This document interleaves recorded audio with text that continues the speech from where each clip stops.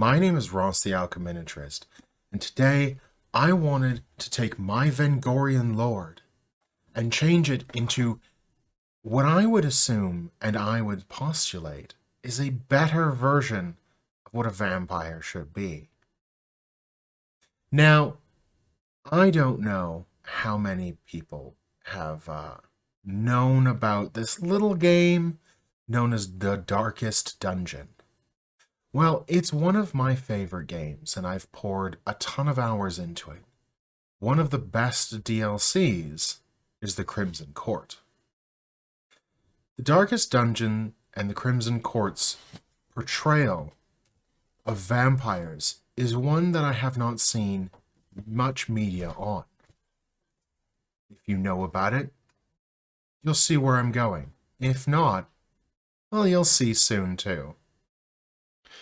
To start, as always, I clipped the ever-living heck out of the sprues, following the instructions to build the model, at least for a while.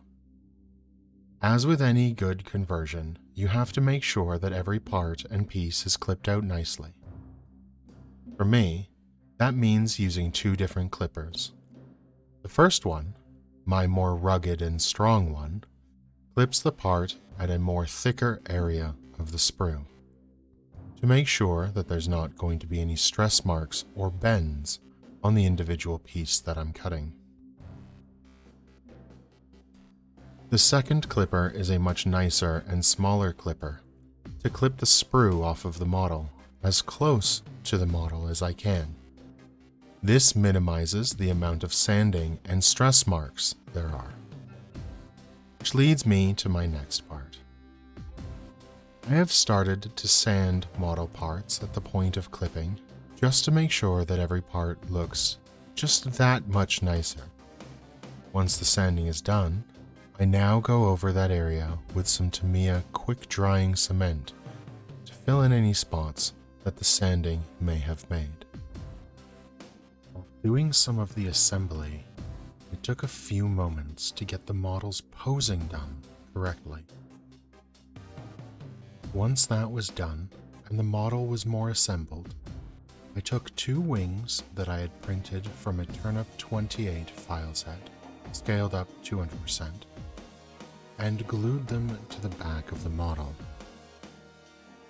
Unfortunately, I lost a lot of the model assembly footage, so I will just say that I assembled the model with some difficulty.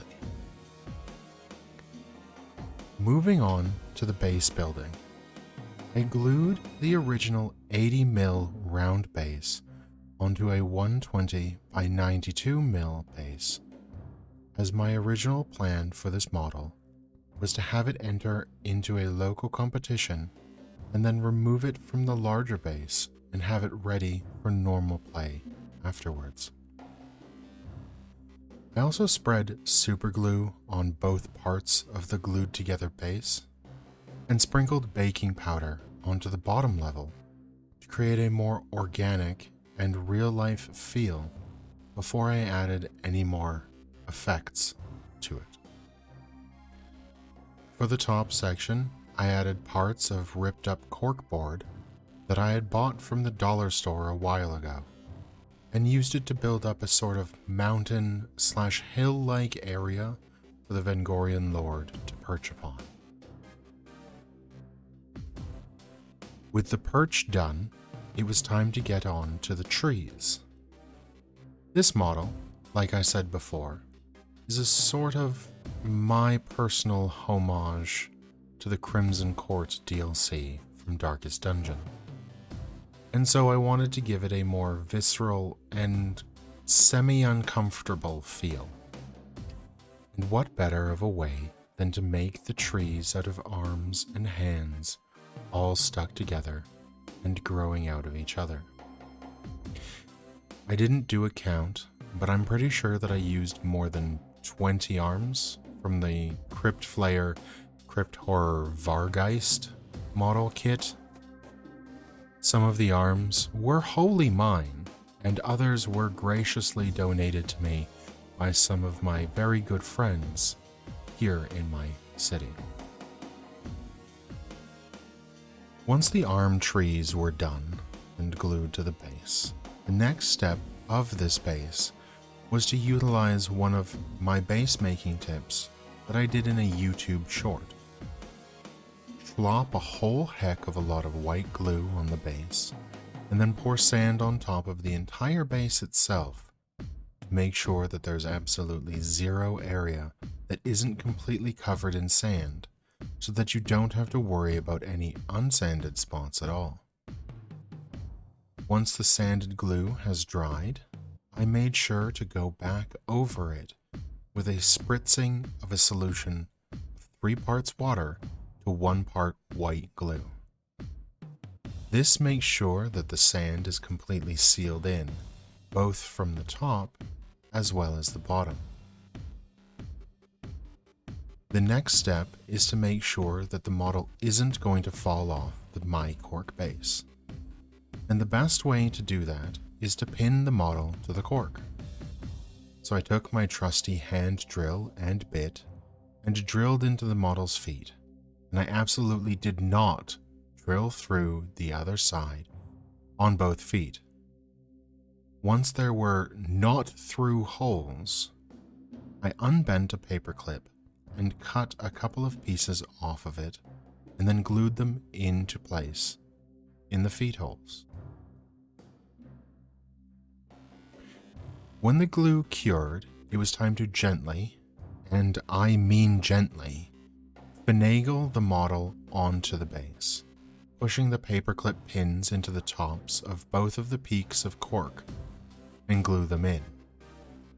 I wanted to make sure that this model was not going to go anywhere.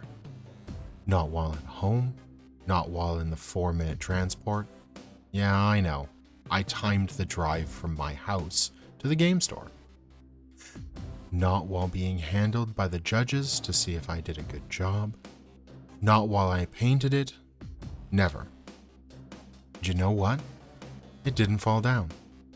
I consider my glue choice a good move. And that's it. One slight note. You will see in the turnaround that there's a bend in the tail of this model. I actually, while painting it, took that part off and just kind of hid the ending of the tail. If you made it this far, I want to say thank you. I know this video is a little more janky than normal, and a lot of my footage was lost. I think I have it figured out, and I've kind of figured the problem, which means that future videos should not have these same problems. But also, like, comment, and subscribe, hit the notification bell. You know, everybody says it. And I'll see you all in the next video. Hopefully not in a month. Bye!